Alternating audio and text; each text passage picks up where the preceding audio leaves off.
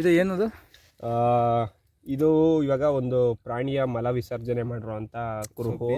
ಬಹುಶಃ ಇದರಲ್ಲಿ ನಾವು ತುಂಬ ಮುಖ್ಯವಾಗಿ ಗಮನಿಸ್ಬೇಕಾಗಿರೋದೇನು ಅಂದರೆ, ಕಾಡಲ್ಲಿ ಯಾಕೆ ಕಾಡು ಪ್ರಾಣಿಗಳು ತುಂಬ ಮುಖ್ಯ ಅಂದರೆ, ನಾವು ಹೇಳ್ಕೊಂತೀರಿ ಏನು ಗಿಡ ನೆಡಬೇಕು ಇನ್ನೊಂದು ಮತ್ತೊಂದು ಅಂತ, ಅವನ್ನ ತಮ್ಮ ಜೀವನದ ಆದ್ಯ ಕರ್ತವ್ಯವಾಗಿ, ತಮ್ಮ ಜೀವನದ ಭಾಗವಾಗಿ ಎಲ್ಲ ಪ್ರಾಣಿಗಳು ಮಾಡ್ತಿದ್ದಾವೆ ಅನ್ನೋದಕ್ಕೆ ಒಂದು ಉದಾಹರಣೆ ಏನು ಅಂದರೆ, ನೋಡಿ ಇದರಲ್ಲಿ ಗಮನಿಸ್ಬೋದು, ಈ ಇದರಲ್ಲಿ ಅದು ತಿಂದು ಹಿಕ್ಕೆ ಹಾಕಿರೋದ್ರಲ್ಲಿ ಸೀಡ್ನ ನೋಡ್ಬೋದು.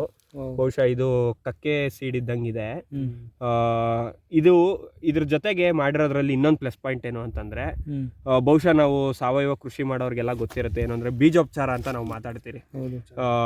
ಬೀಜ ಚೆನ್ನಾಗಿ ಬೆಳೆಯೋದಕ್ಕೆ ಅದಕ್ಕೆ ಬೇಕಾಗಿರುವಂಥ ಇನ್ನೂ ಪೌಷ್ಟಿಕತೆನ ಕೊಟ್ಟು ಬೆಳೆಸೋದಕ್ಕೆ, ಆ ರೀತಿ ಇದು ಪೌಷ್ಟಿಕತೆಯನ್ನು ತುಂಬಿ ಈ ರೀತಿ ಹಾಕೋಗಿದೆ. ಬಹುಶಃ ಇವಾಗ ಒಂದು ಮಳೆ ಬಿತ್ತು ಅಂದರೆ ಈ ಬೀಜ ಬೆಳೆದು ಇಲ್ಲೊಂದು ಮರ ಆಗುತ್ತೆ. ಬಹುಶಃ ನಮ್ಗೆಲ್ಲರಿಗೂ ಗೊತ್ತಿರ್ಬೋದು, ಎಲ್ಲೆಲ್ಲೋ ಇವಾಗ ನಾವು ಒಂದು ಖಾಲಿ ಜಾಗ ಬಿಟ್ಟರೆ ಫುಲ್ಲು ಕ್ಲೀನ್ ಮಾಡಿಬಿಟ್ಟಿದ್ರು ಒಂದಷ್ಟು ದಿನ ಆದಮೇಲೆ ಅಲ್ಲಿ ಯಾವುದ್ಯಾವುದೋ ಮರಗಳು ಸಸ್ಯಗಳು ಬೆಳೆದಿರುತ್ತೆ. ಹೆಂಗಪ್ಪ ಬೆಳೀತವೆ ಅಂದರೆ, ಈ ರೀತಿ ಪಕ್ಷಿಗಳು ಪ್ರಾಣಿಗಳು ಅವೆಲ್ಲನೂ ಬೀಜ ಪ್ರಸರಣೆ ಮಾಡಿರ್ತವೆ. ಅದ್ರ ಮುಖಾಂತರ ಇವು ತಮ್ಮ ಉಸಿರನ್ನ ಬಿಗಿಡ್ದು ಹಿಡ್ಕೊಂಡು ಮಳೆ ಬಂದಾಗ ಗಂಟ ಕಾದು ಆ ಟೈಮಲ್ಲಿ ಚಿಗುರು ಹೊಡೆದು ಬೆಳೀತವೆ.